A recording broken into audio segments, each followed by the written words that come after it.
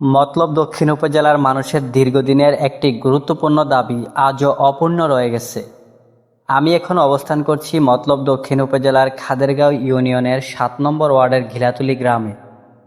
মতলব গৌরীপুর পেন্নাই সড়কের পাশে আপনারা যে ভাঙা অংশটি দেখতে পাচ্ছেন, সেটি গ্রামের মানুষের চলাচলের অন্যতম প্রধান রাস্তা। রাস্তার পাশেই রয়েছে একটি সরু খাল। বছরের পর বছর বৃষ্টি ও ভাঙনের কারণে রাস্তার অবস্থা এতটাই নাজুক হয়ে পড়েছে যে অনেক জায়গায় এখন আর রাস্তার অস্তিত্ব খুঁজে পাওয়া যায় না। এই রাস্তা দিয়ে প্রতিদিন হাজার হাজার মানুষ যাতায়াত করেন।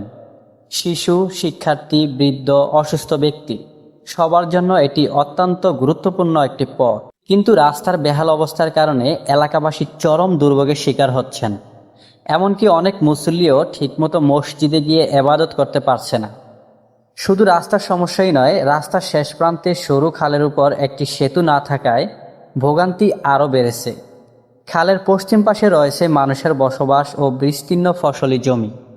সেতুর অভাবে গ্রামবাসীরা পারাপার হতে পারছে না, শিশুরা স্কুলে যেতে পারছে না, কৃষকরা তাদের উৎপাদিত ফসল সহজে গড়ে তুলতে পারছে না।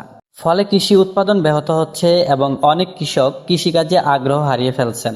এলাকাবাসীর প্রাণের এই দাবি বাস্তবায়নে মতলব দক্ষিণ ও মতলব উত্তরের মাননীয় সংসদ সদস্য ডক্টর জালাল উদ্দিন আহমেদ এমপি মহোদয়ের আন্তরিক সুদৃষ্টি কামনা করছেন স্থানীয়রা।